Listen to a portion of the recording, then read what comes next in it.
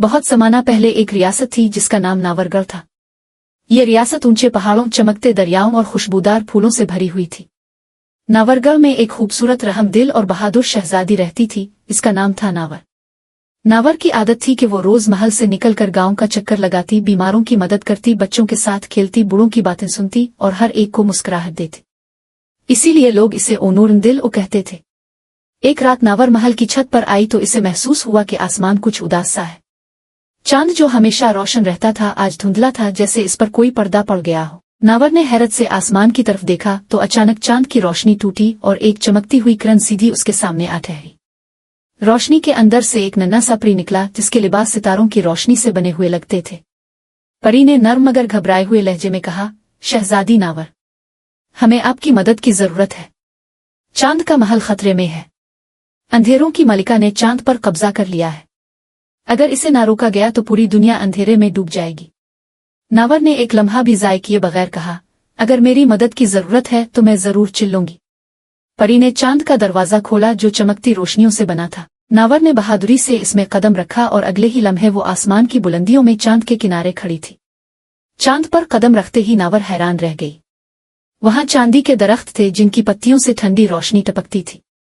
चांद के फूल ऐसे थे जैसे उनके अंदर छोटे छोटे जुगनू कैद हों। लेकिन ये सब अधूरा था। फूल मुरझाए हुए थे, दरख्तों की रोशनी कमजोर थी और चांद का हुआ महल टूट फूट का शिकार लग रहा था। परी ने अफसुर्दा आवाज में कहा, ये सब अंधेरों की मलिका की वजह से है। इसने महल के दिल, रोशनी के मोती को कैद कर लिया है। जब तक मोती आजाद नहीं होगा चांद कभी रोशन नहीं हो सकेगा। नावर ने दिलेरी से कहा, मुझे महल तक ले चलो। परी इसे चांद के अंदर बनी एक तारीक वादी में ले गई। वहां हुआ ठंडी खामोशी खौफनाक और दूर से होने वाली सरसराहट दिल हिला देती थी। अंधेरों की वादी में हर तरफ सियाह धुआं लहराया करता था। नावर ने अपना कदम रखते हुए दुआ पड़ी और हैरत अंगेज तौर पर हर दुआ के साथ उसके कदमों के नीचे से हल्की रोशनी निकलती गई। परी ने कहा, आपकी नेकी आपकी ताकत है शहजादी। अंधेरा आपको नुकसान नहीं पहुंचा सकेगा। आखिरकार वो एक बड़े सियाह दरवाजे पर पहुंचे। दरवाजा खुद ही चरचराता हुआ खिल गया। अंदर अंधेरों की मलिका बैठे बैठे मुस्करा रही थी। इसका लिबास काले बादलों से बना हुआ था और उसकी आंखें सुर्ख अंगारों की तरह चमकती थीं। इसने तमस्खुर से कहा, हाय हा, तो एक नन्ही इंसान मुझे रोकने आई है। मैं चांद की नई मलिका हूं। नावर ने पूरे एतमाद से जवाब दिया, मलिका वो होती है जो दूसरों को रोशनी दे, अंधेरा नहीं। मलिका गुस्से से चीखी, चांद का मोती कभी नहीं मिलेगा। इसने काले धुएं का तूफान नावर की तरफ भेजा। नावर ने आंखें बंद करके अल्लाह से मदद मांगी।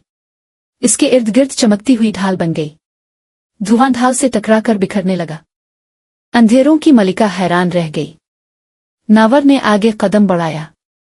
एक एक कदम के साथ उसकी दुआ महल को रोशन करती गई। आखिरकार वो तख्त तक पहुंची जहां रोशनी का मोती कैद था। जैसे ही इसने मोती को हाथ लगाया, पूरी चांद की दुनिया रोशनी से भर गई। मलिका चीख कर धुआं बनी और गायब हो गई। चांद के फूल खिल उठे, दरख्तों की रोशनी वापस आ गई, चांद का महल जगमगा उठा। परी ने खुशी से कहा, शहजादी नावर, अपने चांद को बचा लिया। अपना सिर्फ जमीन की बल्कि आसमान की भी हीरो है। जब नावर वापस जमीन पर आई तो चांद पहले से कहीं ज्यादा रोशन था। नावरगढ़ के लोग हैरान होकर कहने लगे, आज चांद जैसे मुस्करा रहा है। नावर बस मुस्करा कर आसमान की तरफ देखती रही। इसे पता था कि चांद का दिल अब मुकम्मल रोशन है। नेकी, दुआ, बहादुरी और सच्चाई की रोशनी किसी भी अंधेरे को शिकस्त दे सकती है।